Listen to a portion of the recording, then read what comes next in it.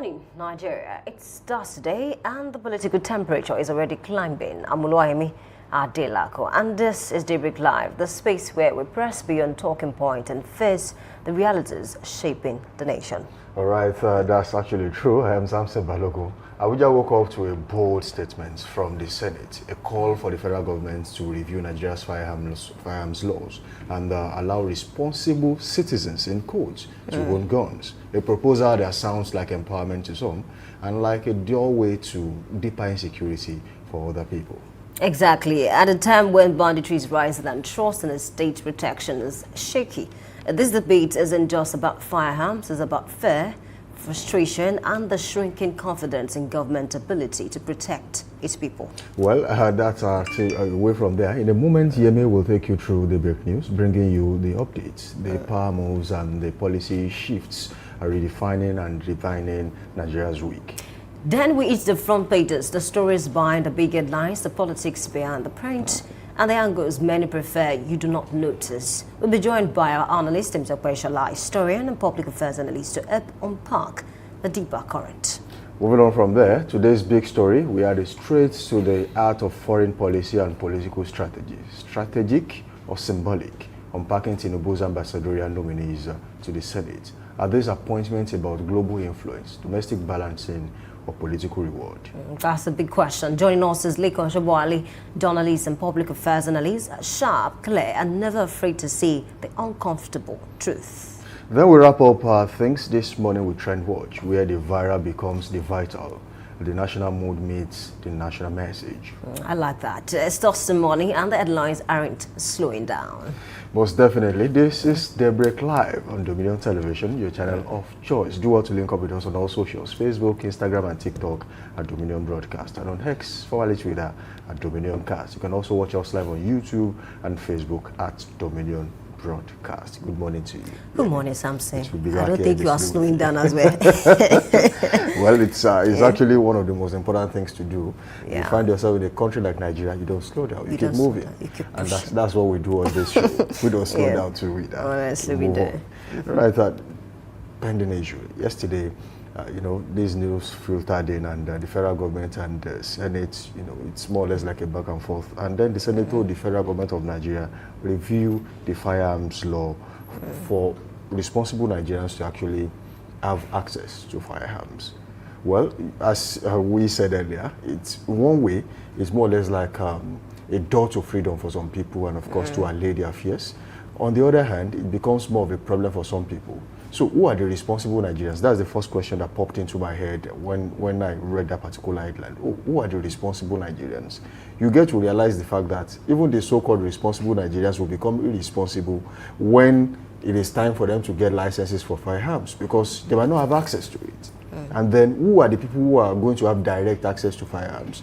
I say it is the 1% of the 100% of Nigerians, which are the politicians. So it will be easier for them because they will connect through their cronies to anyone in charge. They will connect their friends, families, and then what will happen to average Nigerians? I think we are still going back to the same point.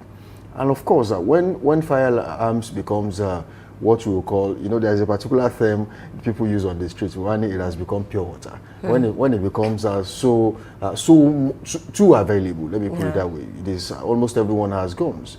Don't forget that even in America, as we speak, they are still battling the issue of gun violence. And you are seeing clips on social media where someone just gets angry and the next thing he thinks about is to bring out his gun and then shoot. So what will happen in a country like Nigeria when everyone is let me not say everyone anyway, but most people, they are hungry. They're on the edge. They just need to push. Just like Fanika Ode said the other time, they have a very short fuse. And then when you infuriate them, they get angry, and the next thing they do is to go into their houses, bring out the gun and start shooting. So I think, how do we control this? I, for one, think Nigeria is not ready for this. Even America, that was ready till today. If you check the firearms proliferation in America, even through the black market, just like we get fuel in Nigeria and say, oh, they sell through the black market. Even in America, there's black market guns. So what would now happen in a country like Nigeria where all our borders are porous? And then guns are to be given to the so-called responsible Nigerians. Some people will consider themselves responsible Nigerians too, and they will get the guns. And then what will happen when someone just feels angry one day and brings out a gun and starts shooting people? Okay, I think you're very spot on. You mentioned something that, people can get angry, and then sometimes when you board a cab and then you see when two persons are fighting, you'll be scared for your life. Even you are not part of the fight too. Especially when one is sitting on this side and the other is sitting here, and you are at the center, at the middle. You are just, you are reading Psalm 91, one powerful psalm to say, just deliver me from this evil. When this person throws punch, I mean, where would I be? Honestly, what would be your, is a lot to unpack actually. And the one more thing is, you said something, how do we define responsible Nigerians in this situation? Some Nigerians are saying, can we limit the firearm to the public space alone? I'm talking about the schools, the churches. I feel like at the end of the day, people will still misuse that opportunity. There are some persons in this country that they are just looking for loopholes to perpetrate evils, to get access to guns. We've seen cases whereby, I don't know if you've seen pictures online of clerics, they go to church, they hang it on their neck. AK-47 is on their neck because you try anything, I shoot you. That's the mindset now because of the insecurity that is going on in the country. And I think if at all that the federal government decides to actually push on with this particular initiative now, maybe it should be properly monitored, and then it should not be accessible to every Nigerian, regardless of whether you are responsible or not. Because I mean, we are still talking about vigilantes now, trying to arm them properly. And some Nigerians are saying that, okay, we've seen past vigilantes abuse the opportunity of the enormous power that they have. Look at what happened in Anambra State when a core member was stripped naked by vigilantes. Look, we've seen cases whereby in Osun State too. Exactly. They went to a particular town and then they started shooting sporadically. Well, whatever must have happened at that time, I think it is the responsibility of the vigilante group to douse the tension and not create more tension. Exactly. And eventually that was what they ended up doing. We even seen I even watched a video where a supposed activist was beaten to stupor by vigilantes. We don't know what happened, but I think there are better ways to handle situations like that. So if at all the federal government, through the Senate, wants to approve this, they need to think about it so much. They should not just say that, okay, because they are under pressure, okay, so let's just approve for people to own guns. No, it should not work that way. Even the United States, you mentioned something about that. We've seen cases whereby if you are not careful, anyone who woke up on the wrong side of bed can just shoot you. Especially in the UK, for instance, one of my lecturers mentioned something that there's a part in the UK that is majorly dominated by the whites. And then he said he went there for maybe a conference or fellowship, and he was just walking through, and then a white man upstairs just called him, "Why what are you looking for in my area?" He said he had to just explain himself to him because before anything sad happens. So in Nigeria, I think a lot of persons are on the edge, and then if care is not taken, people will abuse this opportunity. If you see a pump action with any Nigerian now, won't you be surprised? You can't even bring it out unless you have proper license. Maybe got into the Inspector General of Police. That's when you can say, okay, I have this gun, I have license to it. So let's not try it. We have people in this country that the only thing that is stopping them from doing certain things is access to gun. So if you give them that opportunity, it's a big problem. Yeah, me very quickly, let's back this up with statistics. Yeah. Now, according to Center for Disease Control and Prevention, CDC, and related analysis, there were 46,728 firearms-related deaths in the United States of America in 2023. That's roughly 13.7 gun deaths per 100,000 people in 2023. Moving on from there, for comparison, in 2022, there were more than 48,000 firearms deaths. About 132 people per day died from gun-related causes in the U.S. Now, the 2023 total remains among the highest in the history of gun violence in the United States. And of the 2023 firearms deaths, about 27,300 were suicides by gun. I mean, that's suicide by gun. Because he has access to gun, he shot himself or she shot herself. And then the highest ever recorded in U.S. history for firearm suicide in the history. That was in 2023. Now, meanwhile, roughly 17,927 were homicides or non-neglect manslaughter by guns. You see, there is a lot on our hand. It's not just about someone getting angry and says, I want to shoot someone. It's not limited to that. How about someone, especially in a country like Nigeria, where virtually everyone, about 99% of all Nigerians, they are living on the edge. We don't even know who is rich and who is poor anymore because we are all the same. We all complain about fuel, we complain about food, we complain about bad roads, so no one is left out as it stands. Class is gone. Class is gone. So someone just wakes up in the morning and is tired of the country, is tired of life itself, and then shoots himself. So that's another problem. How about families who are already having issues? I mean, when we talk about domestic violence, we have seen issues, cases where I think Yetunde's son, or what's her name, she actually stabbed her husband to death. If she had access to gun, she wouldn't have gone for the knife. She probably would have gone for the gun. That's and we faster. Also, that's faster. So we have so many families in the same situation, and you have just given them a weapon to get it done. So we are going to have a lot of statistics to deal with. Do we have what it takes to nip this in the bud? I don't think so. In countries like the UK and the US, when someone gets shot, especially not in fatal places, you get emergency services, they come in, that person probably gets to the hospital, the security agencies, they pick up whoever, perpetrated the heinous act, and then justice is served. In Nigeria, if someone is shot in, let's say, for example, Challenge, as we speak, I mean, who are you going to call for emergency? You're going to call your neighbors, and then you put that person in a car, and you're rushing that person to the hospital, and you might have even worsened the situation, which means that we don't even have emergency healthcare system in Nigeria. So there's a lot of crisis waiting to happen. I mean, Nigeria might eventually sit on that keg of gunpowder that they have been avoiding when it comes to gun violence, if care is not taken. And then what happens when you sit on a family on a keg of gunpowder? It explodes, and no one is spared when that happens. So I think this is not the right way to go. It's not about guns to people. I mean, if you say you want to give guns to people, are you giving me a gun too? Are you giving Yemi gun too? Are you giving Anu or Shegun at the production studio? Are you giving that person guns too? So it's more or less like the government wants to react based on what is currently happening. I mean, everyone should just settle down. Let's think about this. What are the things you can do? It's not like the people don't have guns, that's why we have insecurity in the country. That's not even the issue. The issue is that we have ungoverned places, we have ungoverned territories in the country. And what do? We send military personnel. I so much appreciate the approach of the President of the Federal Republic of Nigeria saying we have to recruit more security personnel. And those about 100,000 police officers that are currently guarding VIPs should return back to their bases, get trained, and then get transferred actually. Yes, get transferred to other locations as we are short-staffed, and we are, in one way or the other, we need them to actually secure the lives and properties of Nigerians, and not just the 1%. So I think that's a wonderful development. The Nigerian Army is to recruit and get more personnel. The police is to recruit and get more personnel. I think that is good. Let's expand the scope. Let's put our feet on places where some people feel they are ungoverned in this country, and that's why they took control. So if that is done, I think we can push Boko Haram, push bandits out of our territory. Now, if that is done, I think security in Nigeria, the case will be solved one way or the other. So it's not about, it's because Yemi does not have a gun. It's not because Michael does not have a gun. No, that's not the case. I mean, you are just, it's more or less like empowering some people to reap where they did not sow, because someone somewhere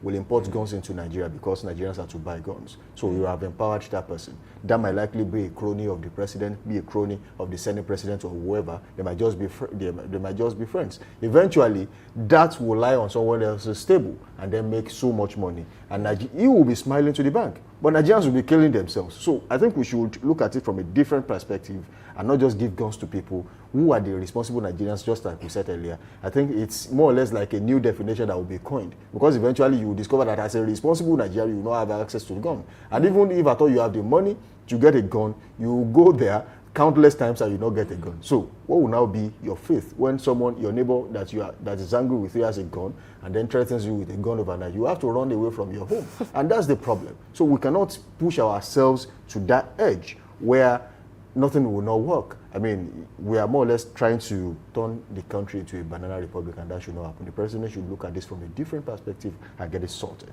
Okay, I think you're very spot on. And then let me mention something, just an example. I think about this year, early this year, there was a man in the southeast, a policeman, that had a gun. And then I think his 8-year-old boy or 9-year-old, got access to the gun and shot him dead, and he died. We don't have people. Not everyone has shot with his own gun. With his own gun. Imagine what will happen, because I mean, some parents can be very careless actually, and then they will even tell you that I know that I'm careless. So imagine if every parent have access to guns, and then they have kids, young kids at home that they cannot even keep those guns very well.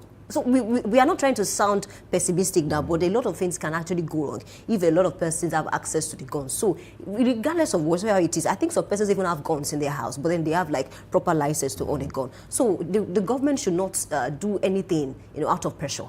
honestly. And then one more thing is the fact that I think the president is actually working assiduously to ensure that security is better. I think recently he released an order to say that forest guards should be pushed out to man responsible should man very important territories in Nigeria.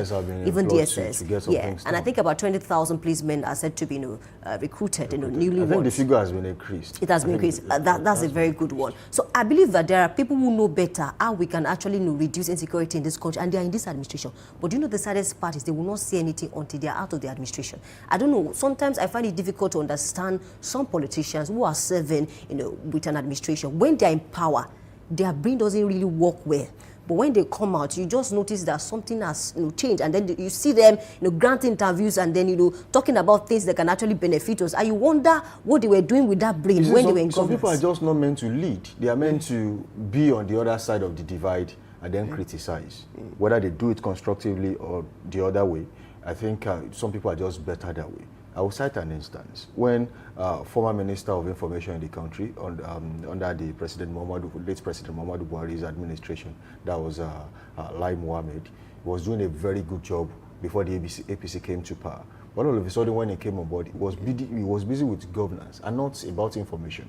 And unfortunately, the Buhari administration they had some policies that worked for some people, but too many people did not know those policies were in place. I think there was a time during COVID-19, some people got loans through Nesal Microfinance Bank. Some got as high as 450,000, some got 1 million plus, some for their business they got about 10 million naira.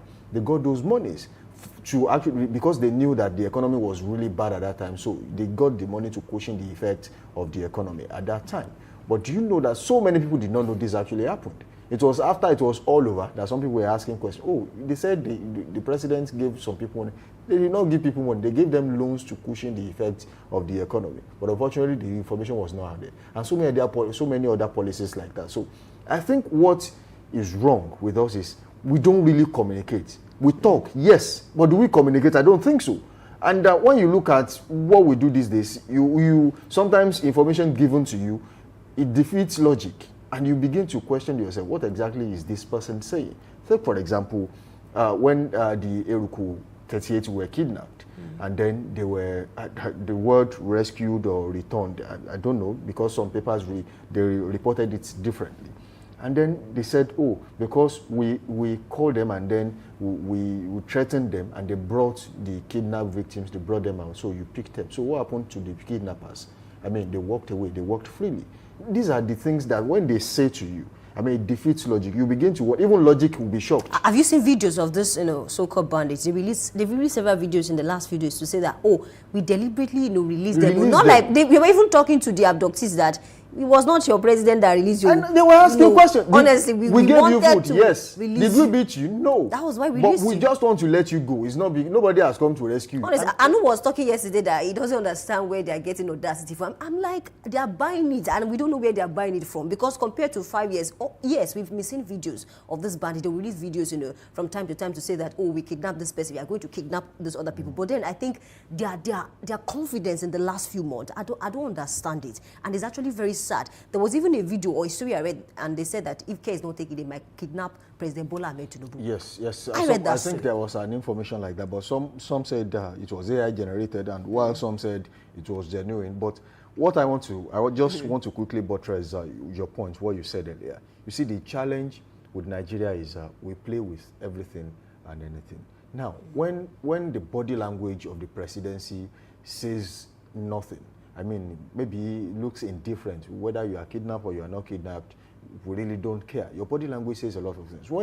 When I think it is just after the Eruku kidnapping that we begin to see that the presidency has some sort of, they don't have a soft spot for kidnapping, so they want to put all hands on deck to make sure things are sorted and kidnapped victims are returned to their homes. I think this should be something we should have seen a long time ago. When it comes to recruitment into the police force, when it comes to withdrawing security operatives from important personalities, as they call them, to come back to the police force and then secure the lives and properties of the people, which is the primary objective. But then, unfortunately, I think Nigeria is the only place where the only security apparatus that cares, that is saddled with the responsibility of taking care of lives and properties of the people is the police. And then when that happens, there's a problem. Even in America, as we speak today, there are private security firms. And they provide security for VIPs. So if you can afford them, you don't just go through the police. If you can afford private security, because it is way expensive than you going to the police in the US, but then they trust them. The American people trust them. Even in the UK, there are private security firms in Israel. The same thing in other countries too. So the government empowered them.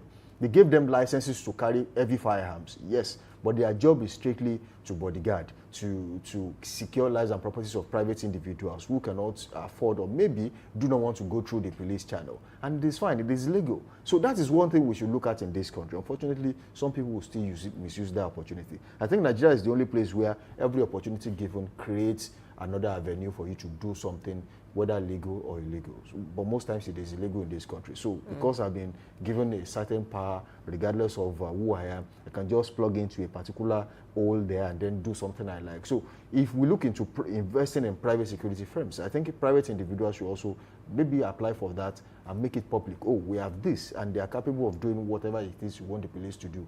I think we have the police to the Nigerian people, and then the elite they have the money. So let them pay, high prices for private security, and then we'll be fine in this country. So the ungoverned areas, that's still where I'm going to, because if these places are governed areas, I don't think Boko Haram will have the effrontery. It's the effrontery for me that Boko Haram and ISWAP were fighting on Nigerian territory. And then until the body count got to over 200, nobody has talked about it. Nobody has said anything about it. And it happened in Nigeria. I'm very sure you remember the Kuje prison attack. Do you know that area is very close to, it's very, very close to Aso Rock? I'm very sure you're aware. So what do you think happened? For them to have effrontery to attack a prison that is very close to Aso Rock. It wasn't just a 5 minute or 10 minute operation. It lasted for, I think, about an hour or so before actually, people, got to know about it. So for them to do that, that's why, a lot of persons are saying, oh, it's a rumor, they can't do that to Aso Rock. Please, it is very important that they make good use of that information and prepare adequately. Never say never. And speaking about the VIPs now, I think a senator 2 days ago raised a concern in the House to say that if you withdraw security operatives from the VIPs, who should protect the VIPs? It's like putting the VIPs at risk. But then, is any VIP more Nigerian than other Nigerians? But then we still need to cater for them. So just like you mentioned, they can make use of the security, the private security operatives. Hire them, you have the money, hire them, and then make sure that, they protect your lives and properties. So I think that's another good way. Honestly, we have a lot to do in this country. And one more thing is that now that the security is intense in this country, we need to be careful of people who are very brilliant and they can come up with ideas to build guns and then sell to people. I don't know if you understand what I'm trying to say. That's another problem on the hands of the government. So apart from worrying about, okay, let's relax the laws to ensure that people can buy guns, you should also look out for people who are desperate to protect themselves. I've seen situations where the police paraded criminals who fabricate guns, and then you compare the fake AK-47 to the ones the police carry. And the only thing that is different is the fact that maybe the one fabricated had no proper finishing, but it's almost the same. But can it kill someone? That's the question. Absolutely. That's the problem. If you can kill someone, it's a problem. And how do you even differentiate a fake one from the one that is original? For people who don't know, that's a problem. But then let's take weather report on this one this morning. That will be a fine place to leave that topic. And we do hope that the federal government of Nigeria, listen to that and definitely take a decision, not based on impulse, but definitely based on what the Nigerian people need at this time.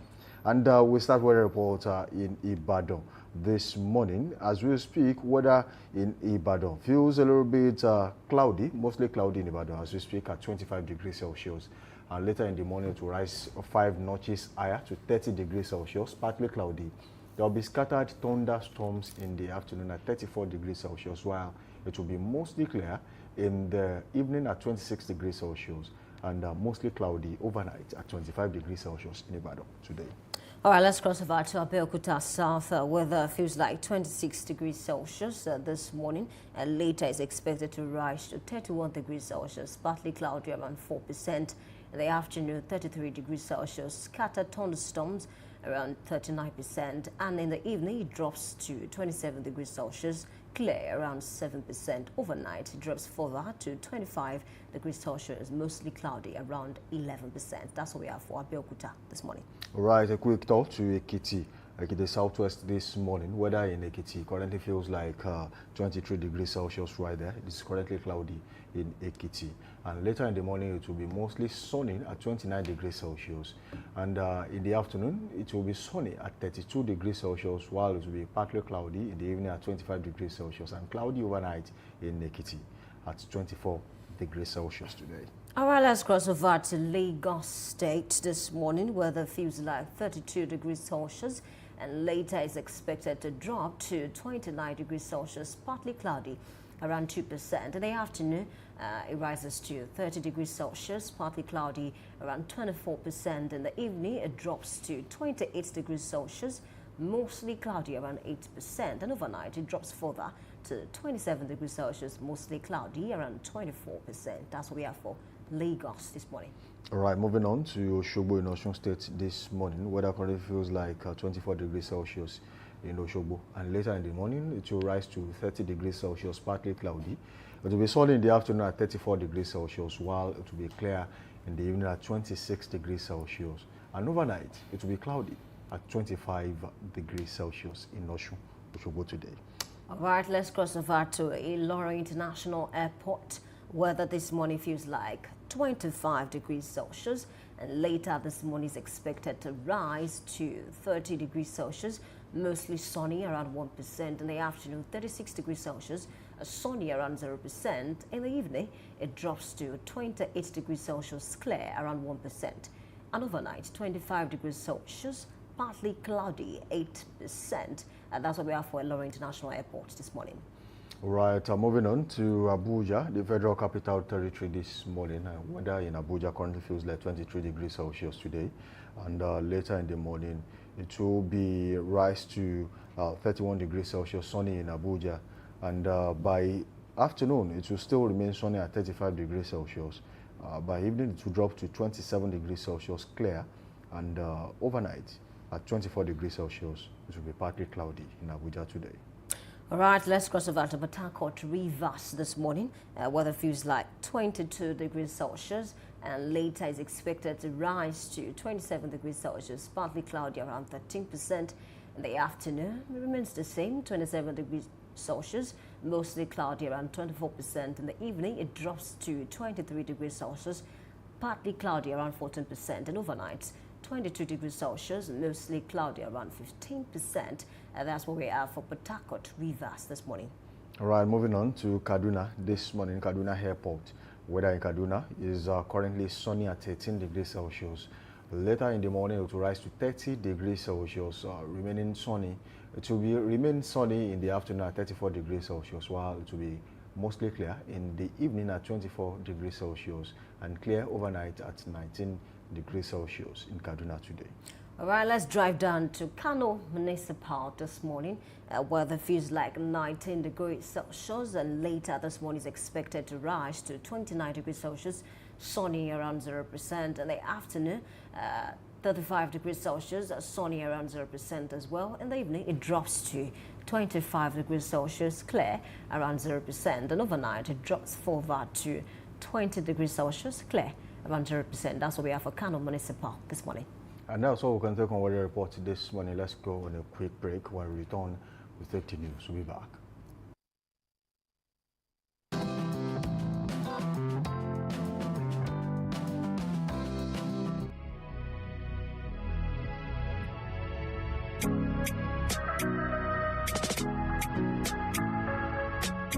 Need a professional space to bring your vision to life? Dominion Television Studios offers state-of-the-art facilities perfect for your next broadcast, commercial, corporate video, or live event.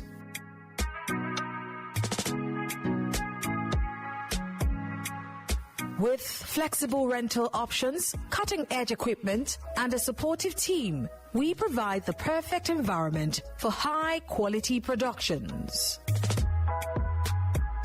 Unleash your creativity. For bookings, email us at marketing@dominion.org.ng.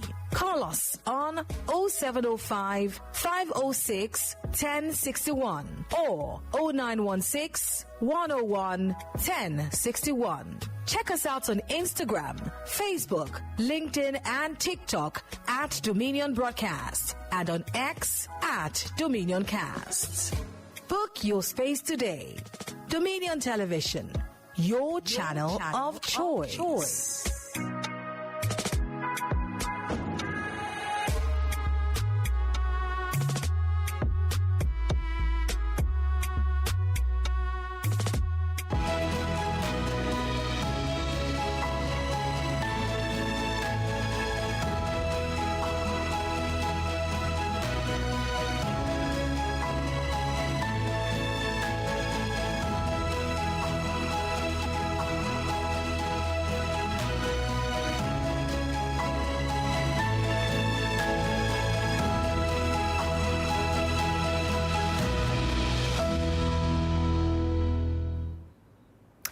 Good morning. This is Daybreak News on Dominion Television. I'm Oluwayemi Adelakun.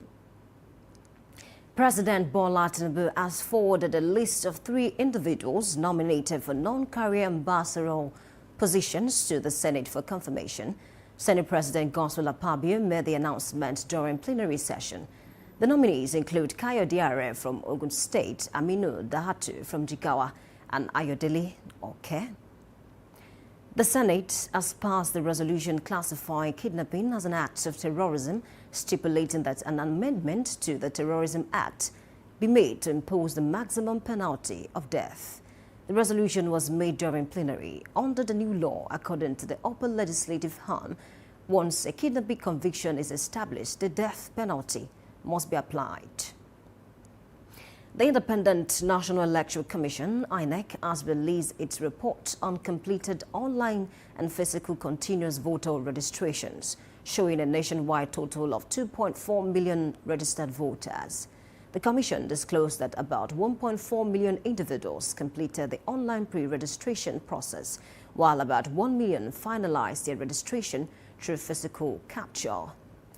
Since the exercise began on August 18, 2025, states in the southwest, particularly Osun and Lagos, have consistently led in registration numbers.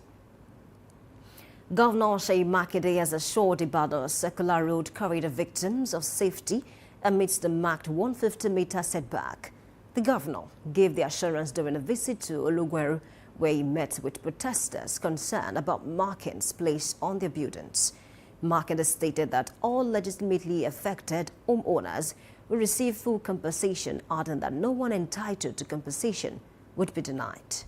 He emphasized that the demolition and development plans are not intended to intimidate or inconvenience residents, but are part of his administration's broader mandate to bring sustainable development to your state.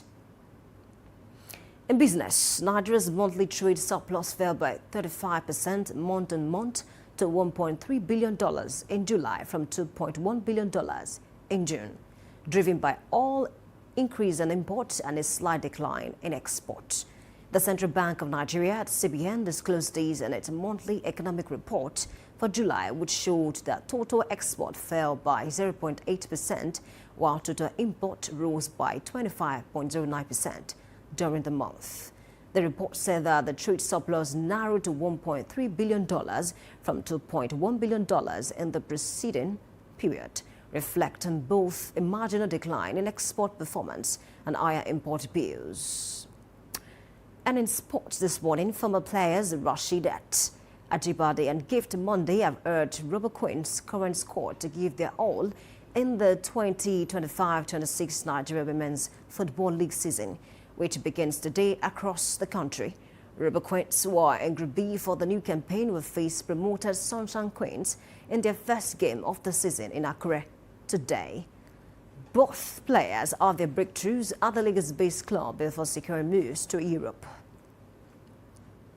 You can visit our website on www.dominion.org.ng to watch us live and interact with us. You can also follow us across our social media platforms: Facebook, Instagram, TikTok, YouTube, and LinkedIn at Dominion Broadcast and X at Dominion Cast. And that's the Daybreak News. I'm Oluwayemi Adelakon saying thank you for watching and good morning.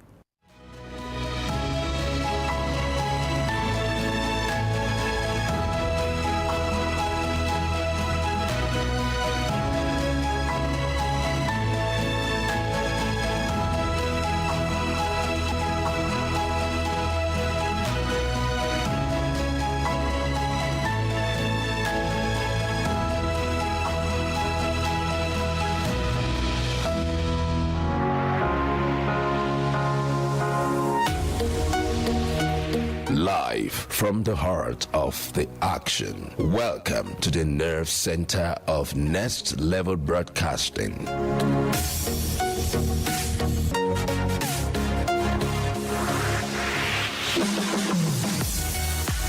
This is the OB van, where the studio meets the street. Equipped with cutting-edge cameras, crystal clear audio, real-time switching, and broadcast control, we don't just capture moments, we deliver the experience live. Anywhere, anytime, from stadiums to red carpets, breaking news to buzzing festivals, weddings, birthdays, and all sorts of ceremonies. We bring the world to your screen in real time. It's not just a van, it's a complete mobile production house, a command center, a broadcast beast. This is more than a broadcast. This is the OB van difference. Live, loud, limitless.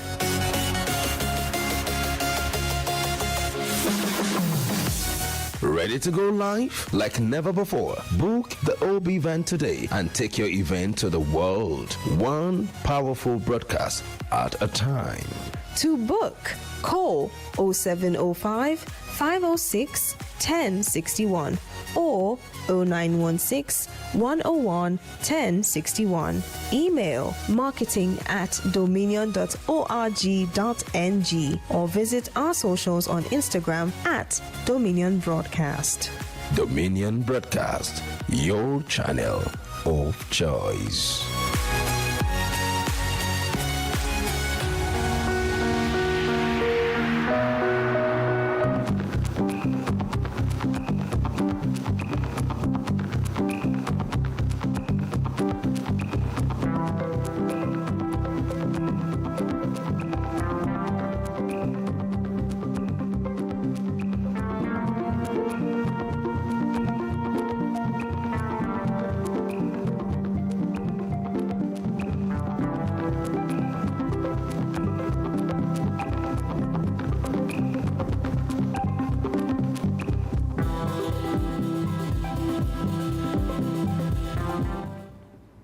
I welcome you back. Thank you for staying with us this morning. This is Newspaper Headlines and Analysis. My name is Oluwayemi Adelakon.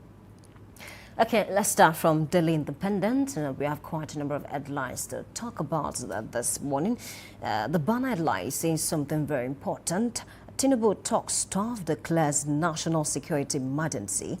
And that headline asks these riders.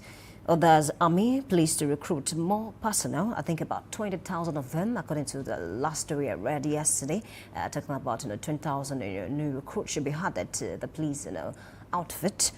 Ask headers to end open grazing, surrender weapons, and asked to review laws for establishment of state police. I also read a story yesterday where the president directed the Senate to allow state governors who are interested in state police to establish one.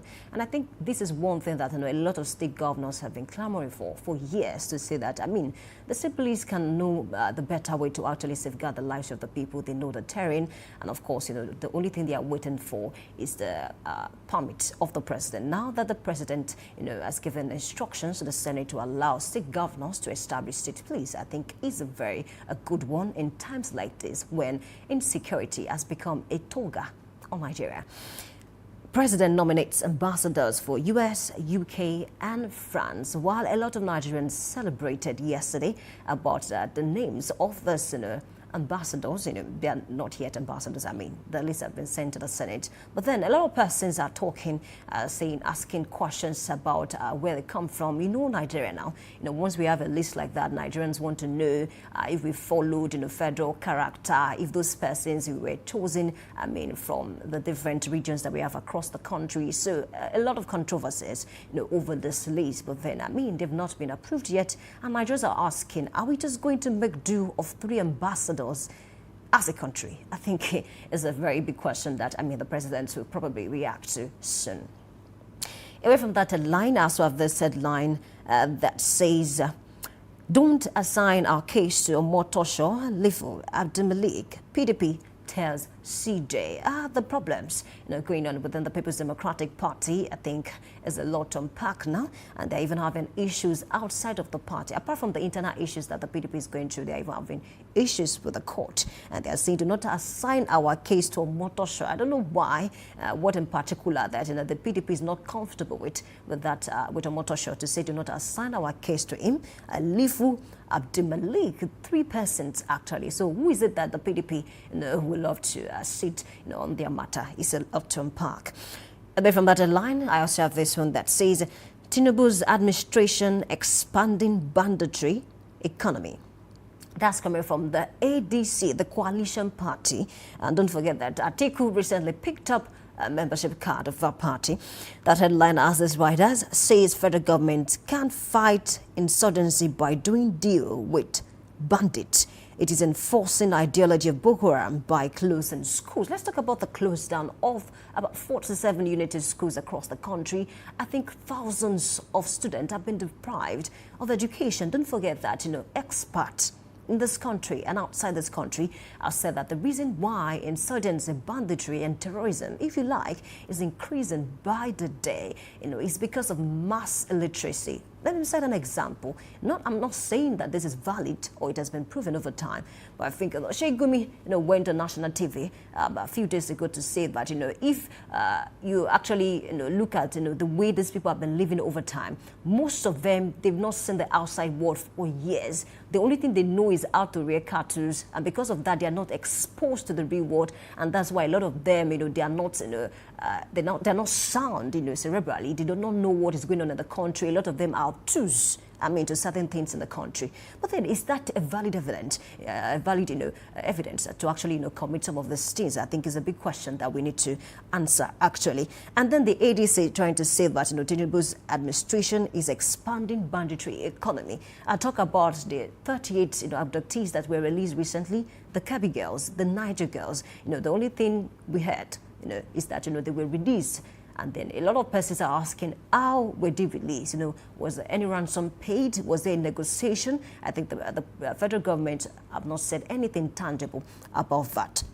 Away from that, I also have this headline that is saying, under Tinubu, terrorist bandits have become alternative government. That is coming from Atiku. It appears that all the other parties, the opposition parties, they are not, taking things lightly, looking at the insecurity going on in the country. Because Atiku, a member of the ADC, came out to say that under Tinubu, terrorists have become alternative government. Some are even saying that it has become a business outfit where they kidnap people, they ask for each ransom, and then they use the money to get arms and all sorts of things. But then I don't think the president is at peace with all that is going on. We've seen certain implementations over the weeks, over the days that we think that can help us nip it on the board. If other persons actually willing to have this happen, because apart from the president giving orders, we should also talk about the security operatives themselves. Are they willing to ensure that we attain what we're actually clamoring for in this country? Away from that, I also have this headline that says Guinea-Bissau rocked by coup d'etat, suspension of electoral process. Away from that, I have a headline that says Senate probes withdrawal of troops before Kebbi abduction. Considers reviewing firearm laws to allow citizens own gun. We spoke about this, extensively this morning about, citizens having access to guns, having access to all sorts of guns. But then, it's a good one. But then, we know what is going on in the country, that a lot of persons are on the edge. A lot of persons, should not even have access to guns at all. Talk about the mental health of some persons. A lot can actually go wrong if this is not done the proper way. Yes, the federal government is trying to make sure that everyone is safe, but then in a bid to do that, we should also be careful of not, taking any step that can worsen the situation or make, the situation more terrible, for the citizens.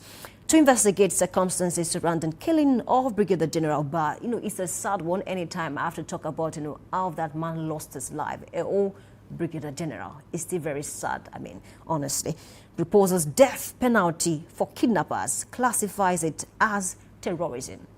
Now this is something to discuss. The Senate is proposing, death, penalty for kidnappers because over time, look at those who kidnapped these 38, Kwara, people. Look at the Niger girls, the Kebbi girls, and they walked free. So if we are proposing laws, but then the government is not trying to ensure that, these people are caught, I don't know how the laws are supposed to work. It's counterproductive. Even a primary school student will tell you that, how is this going to work? Because, if kidnappers are allowed to walk free and then you are proposing laws, you are signing bills into laws, but then, what are we supposed to use the laws for when we cannot even catch these criminals, catch these kidnappers and the bandits? It's a lot to talk about, honestly. Lawmakers say Nigeria at war, ask for the government to show leadership. I think a lawmaker even recently came out to say that he doesn't think President Bola Ahmed Tinubu is firm, on this presidency. But then, he's doing quite a number of things that we can actually point to. Maybe he just needs to do more. Away from that, let's cross over to Daily Global this morning. I have a headline that says that Tinubu declares security emergency. Others 20,000 new police recruits is a good development, looking at the fact that, the security operatives, the IGP complained bitterly recently that he thinks that the police outfit, is overstretched in terms of, the places they can cover, all of those things. And then in addition to this, about 100,000 police officers, who always escort, the VIPs, help them carry umbrella, help them collect food and all sorts of things. They have to come back home. And then they'll be debriefed about certain things to ensure that, they still know what they're supposed to do coming back to work, for the state. I think it's a good development, to see that. And I know that there are Nigerians out there who are interested in joining the police force that would definitely register for this. And of course, they will get in. Away from that headline, I also have this one that says, President Tinubu listens to Primate Ayodele's advice on tackling insecurity. This particular cleric has been in the news for weeks now, especially when he says something about a certain region that, they need to be cleansed before they can smell presidency. Yes. So he's coming out to say something else again, and I think that apart from him, other clerics have also come out to say one or two things. I think, Pastor Paul Adivarasin recently, I watched one of his videos, I think 2 days ago, where he said that he thinks, Nigeria might go to war soon. And of course, he's ready for war. But really, are we ready for war? I'll leave you to answer that question, whether we are indeed ready for a war. Away from that line, I also have this one that says, FCT Minister vows disciplinary action over unauthorized school closures in the FCT. We talk about this, I think a few days ago to say that, these schools that are closed down, yes, it's going to deprive the student of access to education, but then if we can safeguard their lives for the meantime, if it can be safe for the meantime to say that, okay, closing down the schools was best.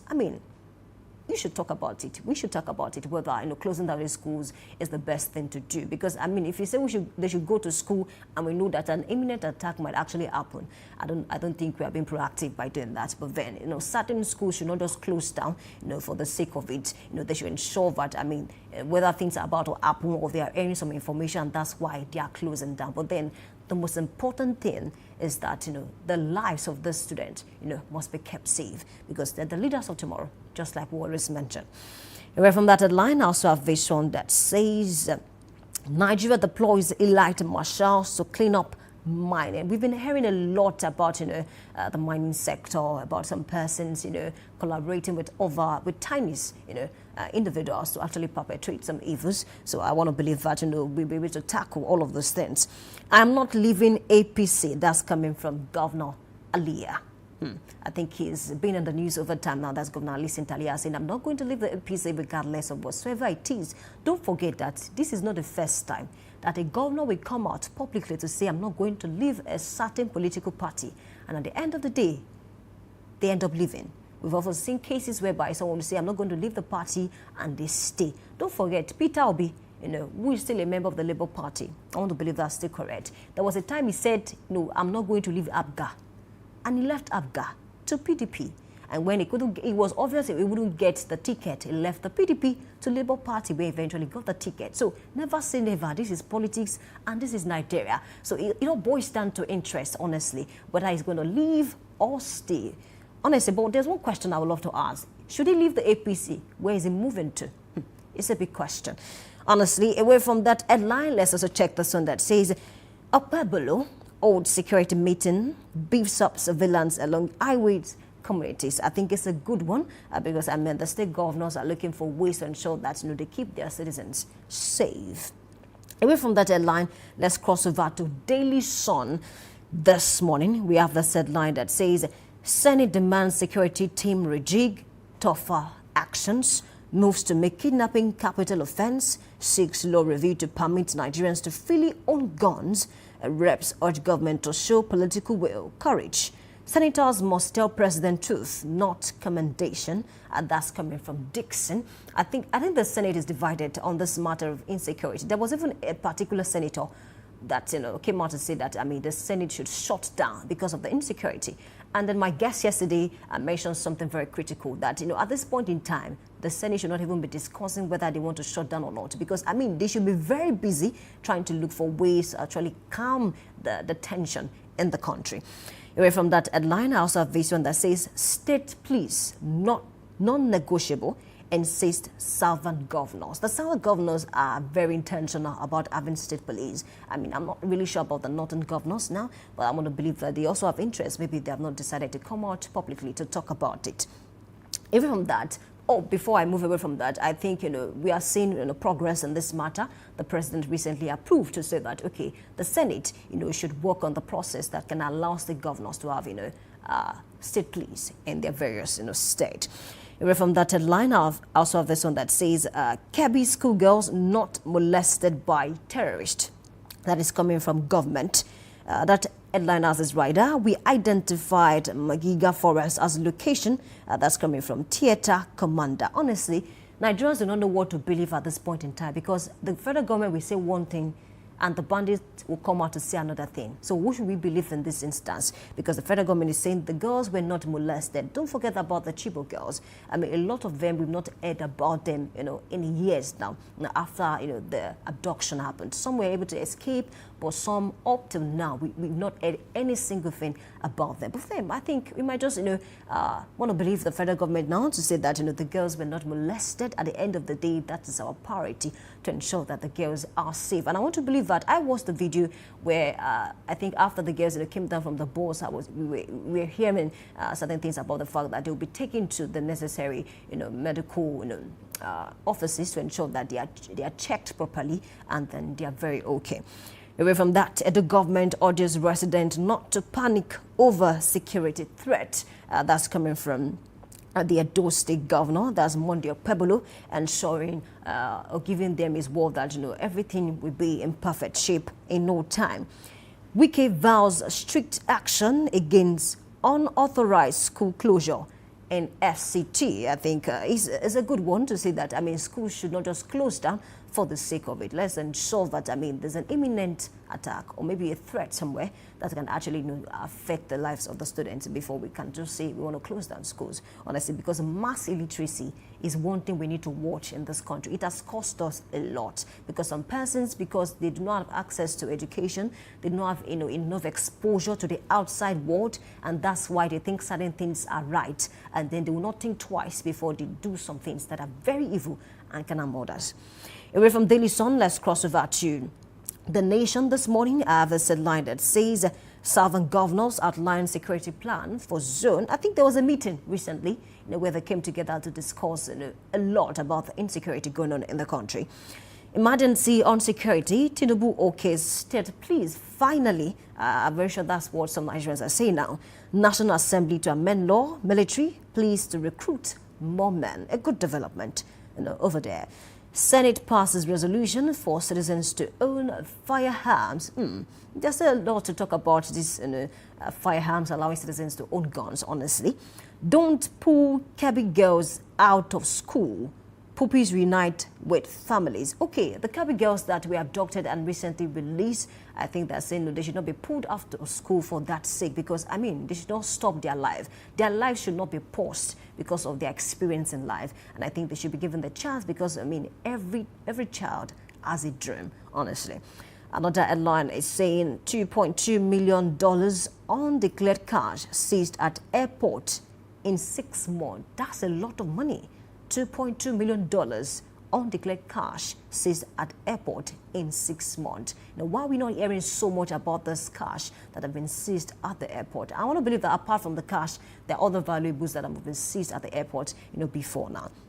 Away from that line, I also have this one that says ex-DSS DG, ex-NI boss, envoy tipped as ambassadors. Just like I mentioned, Nigerians are divided on the names of these persons as shortlisted for ambassadorial deals, across the nations. Some persons are asking, this person has served in this particular capacity before. Why has this person been chosen by the president? But then I want to believe that, before you can be chosen for a position as sensitive as this, you must have, served in several capacities before now. Away from the nation this morning, let's cross over to Daily Trust. I have a headline that says President Mbalo arrested as military status coup in Guinea-Bissau. A lot is going on, I think, in this particular country. Talk about the coups, talk about, the military outfit of that country. Please withdraw from VIPs. Our lives in danger. That's coming from the lawmakers. I mentioned it this morning that the lawmakers and, of course, VIPs are complaining bitterly about, how the president gave an order to withdraw the security escort from them. That who is going to protect their own lives? I mean, should anything happen? Because, according to a particular senator, they are like the principal targets now of the bandits and terrorists. Now that it is very clear that the president has asked to withdraw all their security escort, it's a lot to unpack. And just like we mentioned this morning, that there are other private security operatives that can be utilized in this instance. You can hire them to ensure that your lives and properties are saved. Away from that, president declares emergency on insecurity. Orders massive recruitment into police and army. That's a good one there. Tinubu appoints former security chiefs, diplomats as ambassadors. Chad's cops exhumed, stolen in Yobe. What is going on in Yobe State?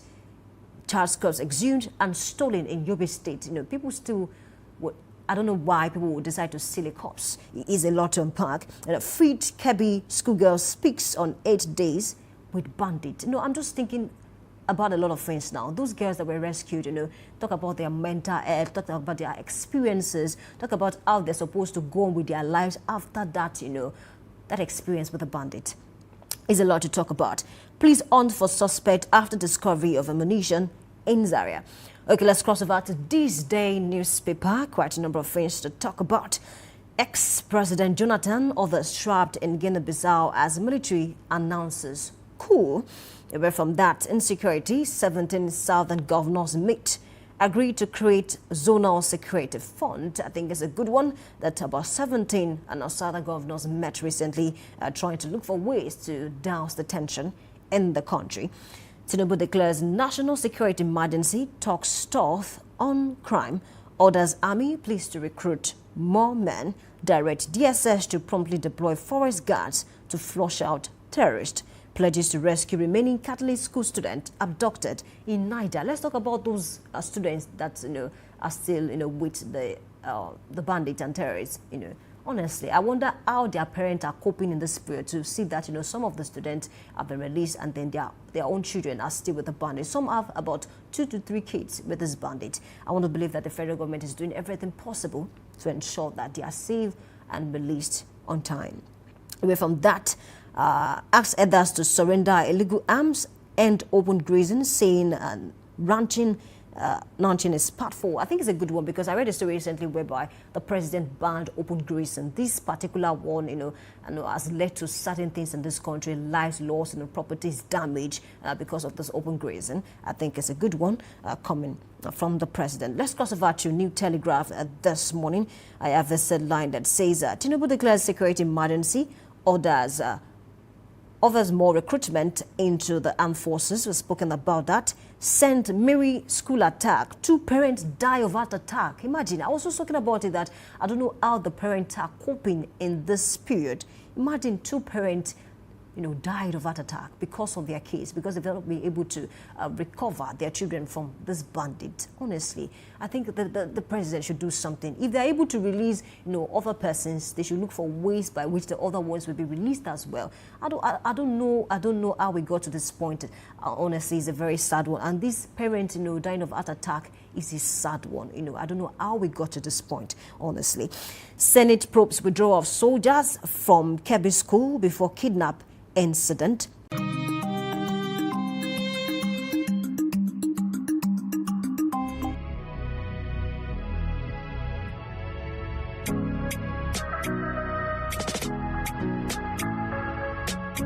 Need a professional space to bring your vision to life? Dominion Television Studios offers state-of-the-art facilities perfect for your next broadcast, commercial, corporate video, or live event.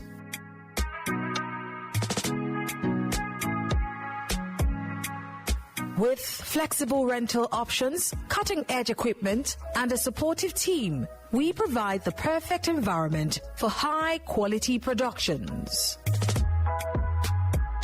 Unleash your creativity. For bookings, email us at marketing@dominion.org.ng. Call us on 0705 506 1061 or 0916 101 1061. Check us out on Instagram.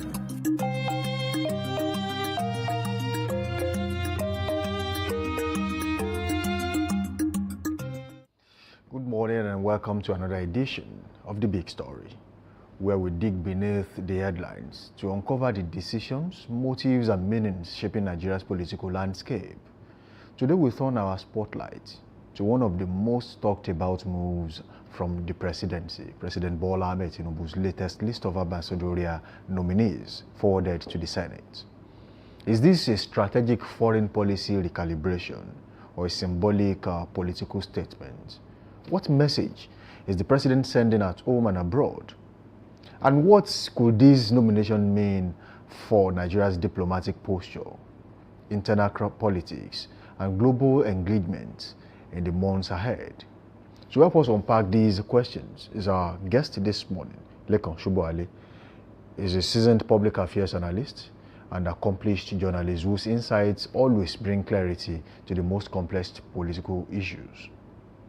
President Tinubu's ambassadorial list has generated discussions across diplomatic circles, political blocs, and even business community, with Nigeria facing economic pressure, shifting geopolitical alliances, and domestic political balancing. So every ambassadorial pick carries both weight and implication. Are these nominees chosen to project a new diplomatic energy? Do they represent political reward, regional balancing, or performance-driven consideration? That's a very big question anyway. Or should Nigerians interpret these lists as a mix of symbolism and strategic intent? This conversation will examine so many talking points this morning: the political and geopolitical timing of the nomination, the caliber and background of the nominees, the underlying strategic calculations, the likely Senate reception, and the broader message for Nigeria's foreign policy direction under President Tinubu. In a world where diplomacy is increasingly tied to domestic politics, this list may reveal far more than meets the eye. Good morning once again. Thank you for joining us on The Big Story. Here with me in the studio, Lekan Shuboale. Thank you for joining us on the show this morning. Sansi, good morning. There's a lot to talk about. Sure. You read the list the president released yesterday. Yes, yeah. And with what is currently going on in the country and what actually necessitated the need for new ambassadors, what would be your holistic and pure understanding of what the president did with the list he submitted? Yes, let me say this with every sense of objectivity that, in terms of our diplomatic relations with so many foreign nations, I can say Nigeria has never been this degraded, since 1999. And why did I say this? Front and back, left and right, batters, criticisms, and what have you, bad projection of Nigeria image and the likes. The last set of ambassadors were recalled by President Tinubu in September 2023. You cannot just imagine between September 2023 and September 2025. That makes it 2 years. 2 years. So that means in the last 2 years, nobody is speaking for Nigeria. That is very bad. It is not too good. And the list of ambassadors sent to the National Assembly yesterday, yes, it was received with mixed feelings that we ought to have done this even before now. And maybe our image, in some of these foreign nations would not have been this battered, because take for instance, in UK, we have Kemi Badenoch knocking Nigeria, even though she's also a Nigerian, knocking Nigerian front and back, painting us blue, black, and red. But it is so difficult. Nobody is speaking up for Nigeria because nobody has been saddled to do that for us in UK. We have Nigerian ambassador, we have Nigerian embassy in UK, but we have career officers there. It is not their responsibility to speak for Nigeria. And it's so difficult for the Minister of Information to be speaking for Nigeria to the UK. From Nigeria to UK. And that's why sometimes, you have CNN, you see the minister on CNN, you see the minister on BBC. No, that should not be. Look at the United States of America. How it is unheard of. It is not too good. I don't know. I'm not putting this blame on anybody. I don't know what has informed the decision of the president not to have, appointed ambassador to these countries. In the last 2 years, we have nobody in the United States speaking up for Nigeria. Let me tell you, putting Nigeria on the list of a country with a great particular concern, this will not be the first time. It happens in 2020 during the regime of President Joe Biden. It was resolved even without noise. But this happened, and we're having a serious distractions and noise because nobody is representing Nigeria in the States. Nobody is, serving as a link, between Nigeria and the US. This is not the issue of President Donald Trump, and this is not the issue. It is not because President Donald Trump hates President Bola Ahmed Tinubu. It is not because President Donald Trump hates Nigeria. But there are so many misinformations. There's a gap between Nigeria and the US. There is a gap of and communication. There should be an ambassador. There must be. That bridges this gap. So in the last 2 years, we don't have. So anybody can say anything. It is only the Minister of Information that's why you see BBC, CNN, they invite the minister. But how much can the minister do? Including the Minister of Foreign Affairs. It's been here and there. It's traveled to too many countries in the last few months. It is for the Minister of Foreign Affairs to communicate with various ambassadors in our embassies across the world. So it is not the duty of the Minister of Foreign Affairs to be junketing from one country to another, projecting the image of Nigeria. It is the work of the ambassador. Ambassador is Nigerian president in foreign countries. Now, as it stands, an ambassador, as you said, is the president of the country wherever he's been saddled with responsibility to be at any point in time. Now, and of course, if you look at the current situation, there's a gap which is yet to be filled. But then this particular story came in.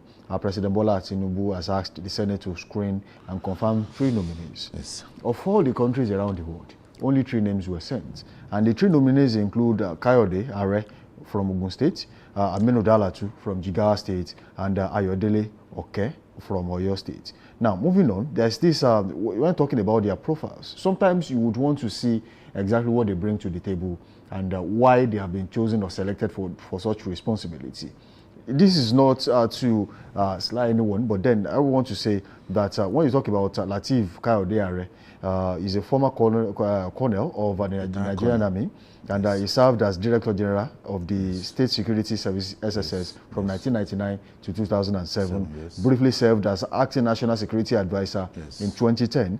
Educational background: first-class honors degrees in psychology from the University of Ibadan.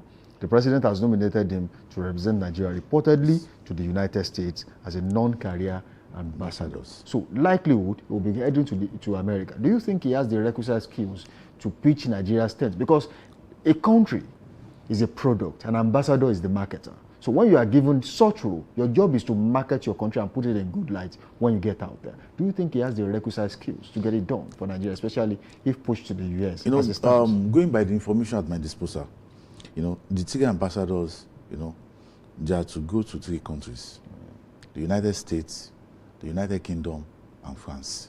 Those are the 3 countries. And Kayode Are has been positioned to go to the United States. Okay, has been positioned to go to the United Kingdom. Maybe before you know, we finish your thought on that particular one, let me bring the overview and their profiles to you. Talking about Aminu Mohammed Dalatu, he's a career diplomat from Jigawa State, so he's not new to this terrain. Previously served as Nigeria's ambassador to South Korea, first appointed around 2016 under the previous administration. Has experience in bilateral diplomacy, consular affairs, and trade investment promotion. A very big one right there. Expected to strengthen Nigeria's foreign relations should it be confirmed. According to the presidency announcement, is slated for one of Nigeria's key diplomatic missions, posting including France, UK, US. Final assignment to be confirmed later. So most likely, you might do France or the UK. And when you talk about Ayodele Oke, former Director General of Nigeria National Intelligence Agency, NIA. Okay. Before that, he served as Nigeria's ambassador to the Commonwealth Secretariat in London, giving him prior diplomatic and multilateral engagement experience. He has decades-long experience in foreign service and intelligence diplomatic affairs, which presidency believes positions him well for the new appointments. His nomination is part of the broader review in Nigeria's diplomacy currently undergoing. Now, if you look at all of them, they have one experience or the other. Most likely, because of the selected countries the president is looking at, the UK, the US, and most definitely France. These are strong countries that Nigeria must maintain a good relationship with. Has he picked them based on experience or based on a certain skill set that fits the bill going forward? Well, I think the president has done so well, you know, looking at the caliber of people that he has appointed. Ambassador Hatu, you know, I believe he will be going to France. You know, France and Nigeria is already having a very smooth relationship, you know, being to the fact that President Bola Ahmed Tinubu is a very good friend to President Macron of France. And it will be a kind of an easy task for Ambassador Hatu to continue to foster that relationship between Nigeria and France. And Kayode Are, you know, Nigeria needs, you know, not just an ambassador in the United States of America. Nigeria needs someone that, you know, that understands the terrain, you know, someone that understands the language. I'm not talking about English language now, you know, because there have been a lot of misinformations, you know, going around, misconception about Nigeria in the United States. And we are a state that the United States is talking about partnering, you know, with Nigeria to combat these terrorists and bandits. And he's well grounded in so that they field. need someone with a military intelligence. You know, they need someone with military background. That, you know, don't forget that almost 3 weeks now, National Security Advisor Nugi Badu led some Nigerian officials to the United States to meet with the United States Secretary of War, where they discuss about the partnership, you know, ways of combating terrorism and banditry. So sending Kayode Are to the United States, for me, is a good one. Of course, this will help correct, you know, some of, because, you know, you don't just send a political ambassador to a country like United States, especially, you know, in this period that we have. So you need someone that is well equipped, you know, someone that can give a guide.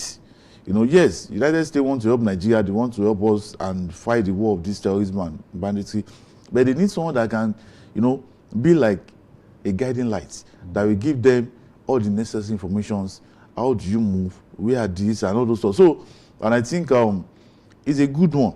And the United Kingdom, yes, you know, we've not had it so good with the United Kingdom, especially, you know, with such a huge criticism from even our own Kemi Badenoch. So, I believe the three appointees, the three ambassadors, are so good, well equipped, and I believe the president has done the right thing, even though it's coming a bit late, but they can still do something. The president has been accused of lopsided appointments recently, and if you look at the current, at least the three that have been sent so far, you would understand the fact that one way or the other, two are from the southwest, or your state, and most definitely Ogun State, not from Lagos anyway. And then you see one is from the north. And how much of this list reflects internal political balancing, regionality, ethnically, and within the party structure? See, Samsi, for me, I think we should not be talking about politics now. No, see, France, US, and UK, they remain Nigeria's most strategic foreign missions. And if you look at Kayode Oke, he has, at one time or the other, serves as Nigerian ambassador to the Commonwealth. And he will be going to UK. So he understands the terrain. If it's not, for me, if it's not someone like Kayode, okay, it should be someone like our Baba, Emeka Yaku. No, now we don't need someone that will be learning on the job. We need someone that is well established, experienced. That is what we need now. This is about putting the round. This is about putting the. So we, you know, I keep wondering when people talks about, you know, politics. How much damage has national federal character done to appointments to us in the country in terms of appointments? Well, the truth of the matter is that do we still have FCC? You know, FCC, Federal Character Commission, has become like, you know, a normal agency that presidency is now using to count scores. You know, count scores in the sense that, okay, give me agencies that we don't have, that we've not been appointed people into. It should not be. When you are talking about Federal Character Commission, as of today, the board of Federal Character Commission has been dissolved, possibly in the last 4 months. And like 3 weeks ago, some of the nominees, you know, we have Prince Abbas Aleshin, Abbas Aleshin, representing Oyo State at the FCC. He had his Senate screening, I think, 2 weeks ago. And till now, it has not been constituted. So, and the responsibility of Federal Character Commission is to, you know, screen, to examine, to assess. You know, FCC is coming behind Senate, Nigerian Senate, in terms of screening appointees. Which state is it from? Which tribe? Which region? But how do you do that with a board that has not been constituted after dissolution almost 2 months ago? So Federal Character Commission has just been like a normal parastatal. It has been like a normal agency that nobody cares, you know, the responsibility of what are they really doing there. So, you know, it is only when federal government deem it fit to empower it. You know, one would have expected that, you know, the screening was done almost 3 weeks ago. The following day, they should have been inaugurated by the president, because there is nothing they can do now. You understand? So, before the approval of the Nigerian National Assembly of Nigerian Senate, the normal practice is the moment president appointed is appointee or anything, they send the list to FCC. It was from the FCC that goes to the National Assembly, and that has been the process. But now, the Federal Character Commission has been removed from the process. So Federal Character Commission has been, okay, let's just, who is representing your state? Who is representing your state? Because someone that is representing your state will be there to speak for your state. You know, when you are appointing anybody, if someone is residing in your state and is from Ogun State, it is the duty of a member of FCC representing your state to clarify, yes, he lives in Oyo State, but it's not from Oyo State. Why can't you let us look for someone that is of Oyo State origin? And that has been the responsibility of the Federal Character Commission. But now, that is not what we have it now. So the Federal Character Commission is just, I'm so sorry, apology to the members, it's just like a toothless bulldog. In recent times, I do see they are coming up with billboards and the stuff, and they are now having FCC ambassador, but that is not enough. It is not. It is. We are not talking about erecting signposts and billboard. Carry out your responsibility. Get the job done. And by the time we have the FCC carrying out its constitutional responsibility, we have less of complaint. Okay, let me ask you this question very quickly. And how much of an impact do you think these nominees would have on Nigeria's relationship to some countries like the US, UK, China, UAE, even ECOWAS as partners?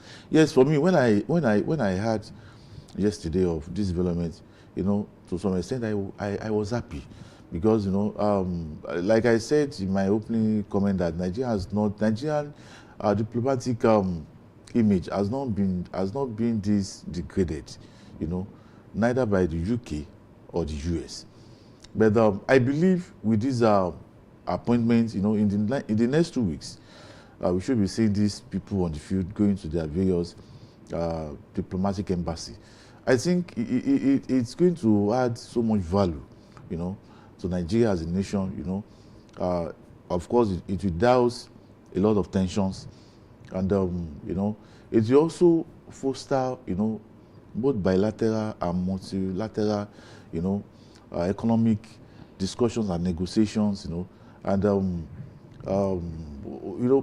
for now we are looking at, the most three important nations of the world that Nigeria is having, some skirmishes of issues with, the US, the UK.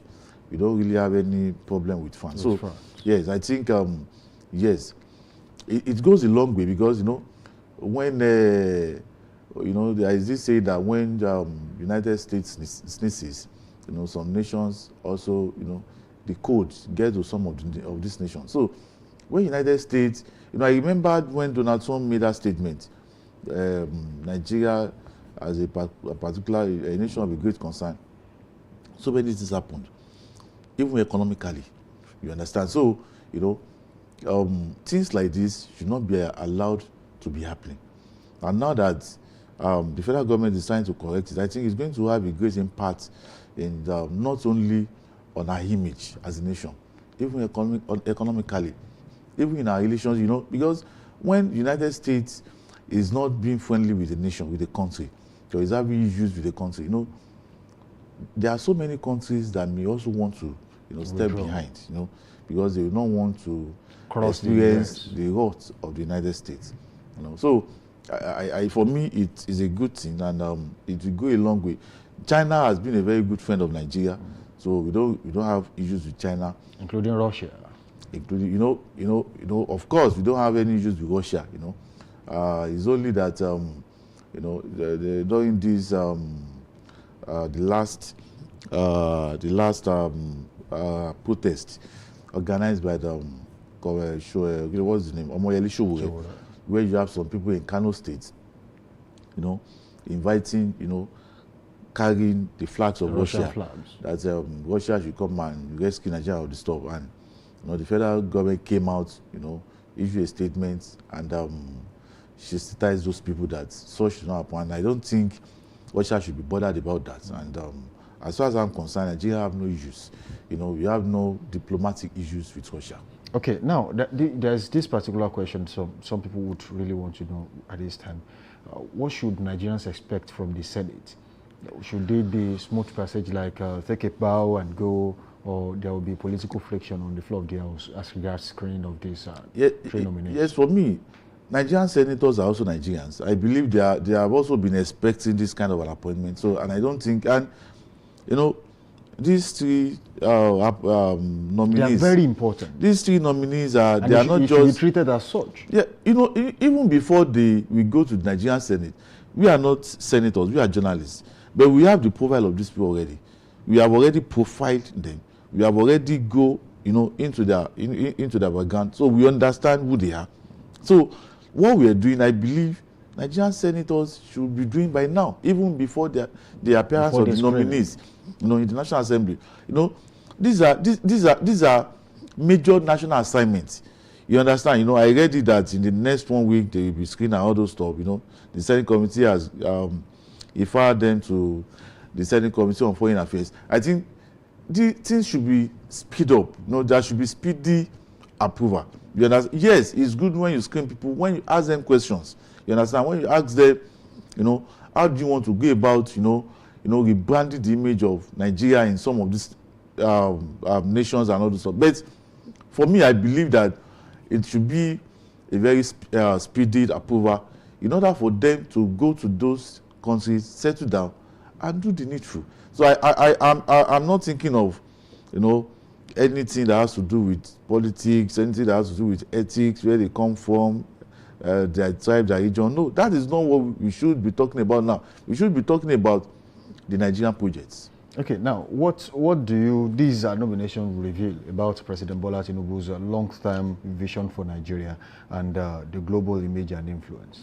Well, the nominations of these three people has once again proved President Bola Tinubu, even though it's coming a bit late, like I said earlier, where it has portrayed President Bola Tinubu as someone with deep and critical thinking. That you always think of solution to a problem, credible solutions to problems, and it portrays Nigeria, as a nation, as a very serious country, because even before now, we used to have ambassador something, a member of APC, ambassador something, a member of PDP. That's what we used to do before. But now, it's not about politics anymore. It's not about politics anymore. It's about the skill, it's about the expertise, it's about the experience. And of course, these nations, we also know that, yes, Nigeria, because Kayode, okay, for someone that has served, on the board of the Commonwealth, he understands, who is Commonwealth. Commonwealth is the United Kingdom. So, you understand the politics, you understand the intrigues, you understand. So, and you are now sending that person to fill up that position. You should understand that, yes, you are sending a well-equipped and competent person to that place. And, at the time Nigeria and United States, at the time we are discussing about how do we resolve this issue of killings by terrorists and bandits. So you are sending, a reputed, highly skilled security personnel to the United States. It even makes, because the United States is not all about noise. United States is all about intelligence gathering. United States is all about, underground work, and you are sending someone with such a, a high profile of intelligence gathering. The CV is rich. You understand? To that. These are the kind of appointment that Nigeria needs now. And possibly later we cannot be having ambassador APC in Ghana. We cannot be having ambassador PDP. I was about to ask you this question: that should Nigerians be worried that after these three nominees, we'll now begin to see politicians as compensations? See, for their hard work during the last election. Yes, political appointments is all about compensation. Political appointment is all about... But there are some delicate positions. That is what I'm saying. That is not about politics. It's about competence. That is what I'm saying. That's what I'm saying. Before now, we already have list of ambassadors nominees, ambassadorial nominees. Almost 6 months ago, we saw names, including Reno, Omoko, what was it? So we have long list of ambassadorial nominees, cut across the states of the federation. But the president, in his wisdom, felt that is not what we need now. At that time, let us sort this. Let us sort this. These issues at hand. Let us sort them out. We're having issues with UK. We're having issues with US. France has always been our friend, but we need to, cement and concretize our relationship. So we need experience, and that is what president. But so moving forward, if tomorrow we now see another list, ambassador APC to Gabon, ambassador PDP to Niger Republic, ambassador Labour Party to Zambia. Politics is about, you compensate, you reward people for what they have done. So of course everything cannot be experience, expertise. On the ambassadorial nominees that we saw some time ago, we saw what's the name of it? Femi Fani-Kayode. You understand? He's coming back. You understand? So Femi Fani-Kayode is one of the spokesperson of Tinubu campaign organization. So of course you have to compensate people that work for you, because it is because it work for you that he emerged as the president. Will people within the party also think, just like you opined, that this ambassadorial appointment is coming at a point too late? Would the people in the APC also consider it to be coming a little too late for some of them? Would they put in a shift during the election? Yeah. So many people have been complaining that the stuff is coming very, very late. Aside from the interest of Nigeria, the interest of our nation, that we should be having spokesperson in some of these countries. Even for politicians, they are grumbling, they are complaining that what happened? That by now we should be having ambassadors in some of these countries. You understand? So if President Tinubu has recalled ambassadors since September 2023, and it's over 2 years now. Is it safe to say the president listens to the Nigerian people? Of course, the Minister of Information, I think 3 days ago or 4 days ago, said it on the national television that yes, the ambassador nominees list will be coming out very soon. So, one thing that I know about President Bola Ahmed Tinubu is that President Bola Ahmed Tinubu has been someone, like 2-3 times now. He has been anyhow you feel, anything you want to say about it, there has been a listening president. You understand? You remember when President Bola Ahmed Tinubu came and he said, from the following month, they will start distributing 80,000 naira to families across the country. And people came out and said, what's the meaning of 8,000 naira for what? That we don't need that. And the president changed that policy. You remember when recently, when presidency came out with long list of criminals, drug barons, when they were talking about pardon, presidential amnesty, all those stuff. President Bola Ahmed Tinubu he called for the review of the list, and some names were struck out of the list. So we are talking about 15% tax on petrol, and those stuff. The president will do so. President Bola Ahmed Tinubu, if there is one thing that you have to give to him, he is a leader that listens. Lekan Shobowale, thank you for joining us on the show this morning. Thank you very much. It has been an eye-opening session with you. And that's where we wrap up today's edition of The Big Story. A big thank you to our guest, Lekan Shobowale, for breaking it down from the layers behind the President Tinubu's ambassadorial nominations and helping us understand what is strategic, what is symbolic, and what it all means for Nigeria's future. As the Senate begins screening, the nation will be watching, not just the names, but the signals. Will these choices strengthen or reshape internal political equations? Time, as always, we tell. Join us tomorrow on another edition of The Big Story on Daybreak Live Extra.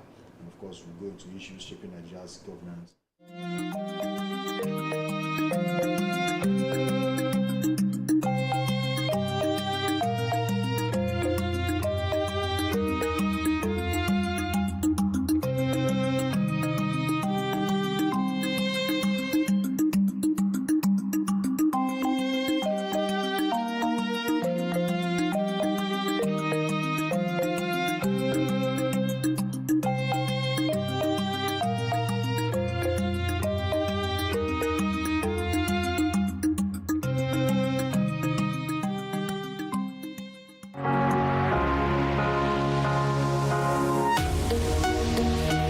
Live from the heart of the action. Welcome to the nerve center of Next Level Broadcasting.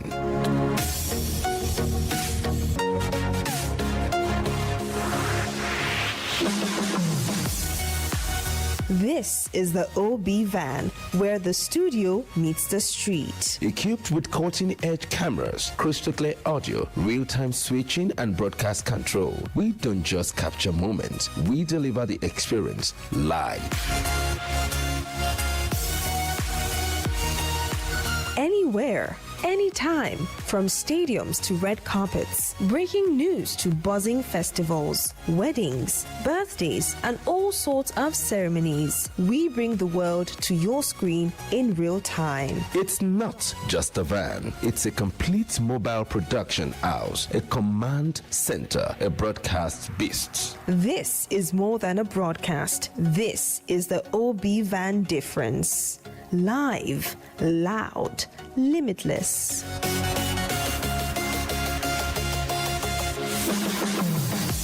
Ready to go live like never before? Book the OB van today and take your event to the world. One powerful broadcast at a time. To book, call 0705 506 1061 or 0916 101 1061. Email marketing@dominion.org.ng or visit our socials on Instagram @Dominion Broadcast.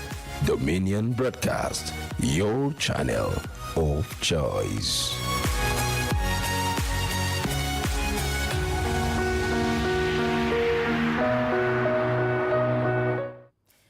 We welcome you back. Thank you for staying with us. This is Daybreak Live on Dominion Television, and it's time for Trend Watch. I'm not the only one. I still have something Balogun in the studio. Ever ready. Ever ready. All right, this particular segment we're looking at Jonathan trapped in Guinea-Bissau. He's been caught up in the coup going on in that particular country, and it is a sad one. Let's take a look at a bit of the details this morning. The former president Jonathan is among African leaders who are currently trapped in Guinea-Bissau following a coup d'etat in the country. He's one of the 36 high-profile observers on the joint mission of the African Union, the Economic Community of West African States (ECOWAS), and the West African Elders Forum, who are in Guinea-Bissau to monitor the presidential election held on Sunday. Imagine someone that was there to monitor the election is trapped there and cannot come back home because of the chaos going on in the country. But then we are happy that it's a bloodless coup. I mean, no one has died ever since the military took over. But it's so sad that I don't know what is wrong with her. I used to say this all the time. Something is wrong with Africa as a continent. I don't know why we don't learn from history. I mean, because all the coups we've seen in the past has done us nothing good. So why are we still doing that? Talk about other several coups that we've seen in the past years. Talk about Gabon, in 2023. Talk about Madagascar coup. Talk about Chad. All of these things. I don't think we've learned one single thing from all of this coup, honestly, and it's sad. You see, it's a big challenge, and I think sometimes when we say Africa is not ripe, Africa is not ready, it's not a mistake. It's just the basic truth. Yeah. I mean, we are still at a phase where the US has a working committee on Africa. I mean, that says a lot of how small they think of us and how small we truly are. It's not about the shape and size on the map. It's about how much of the balls you have to actually do things the right way. And unfortunately, in Africa, I think we have not really gone to that space. We are too far away from getting it right, especially when it comes to democracy. And one of the challenges we have is I think there's no decorum in the whole system. The whole setup is messed up one way or the other. I mean, how do you go into an election and then two different people, announce themselves as winners, even without when INEC, non-INEC, even when the electoral body has not made an announcement, and then there's a coup. I mean, we cannot say we have two warring factions right there now. I think we have three warring factions. The soldiers have said, look, we have had enough of you two. As the opposition party that is planning to come to power, you are doing too much, and of course the ruling party, we don't think you are capable of getting things done.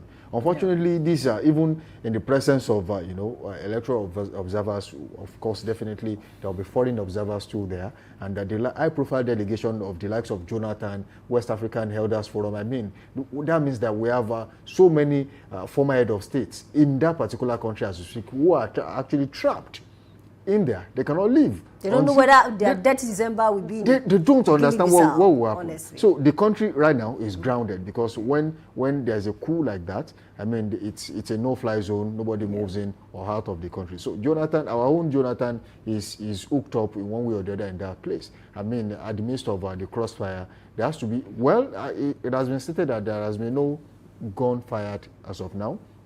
It's a bloodless coup, and that for me is still a manageable situation. Will the military just, hand over to whoever eventually wins? That's a big question. Don't forget that just like some other countries, neighboring countries to Nigeria, like Niger and Chad, it was said to be, oh, do not worry, just after, a few months, we'll hand over to you. Don't forget that Traore too also said the same thing.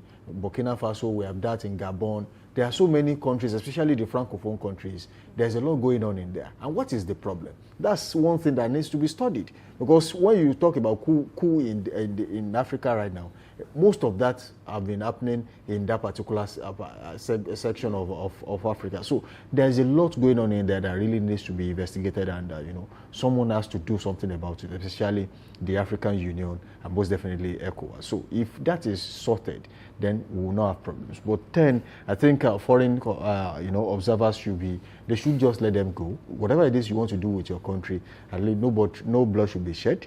And this should be nipped in the bud as soon as possible. Honestly, and I think democracy has suffered so much, across Africa. That's why I'm tired of that definition of democracy. I think we need to review it, honestly. It's a challenge. Honestly, because, according to the military man that took over now, he said the politicians are plotting with drug laws to destabilize the country. That's one. He said the government attempted to manipulate the elections. That's two. He said the president was arrested in his office. I think he's been placed on house arrest now as we speak.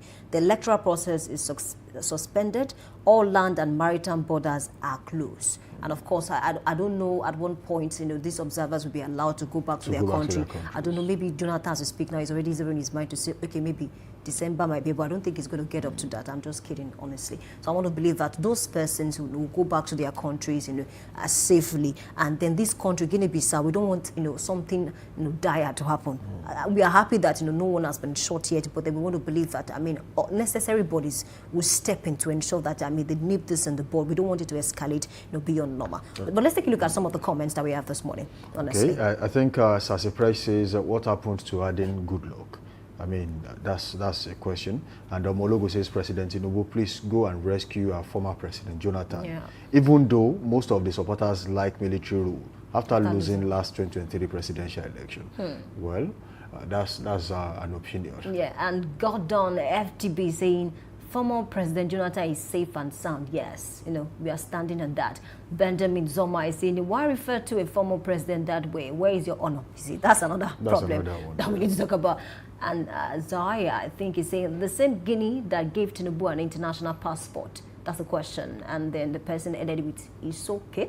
The last comment, the book of James, he went there to try and broker peace, and the coup caught up with him. He will be brought back safely.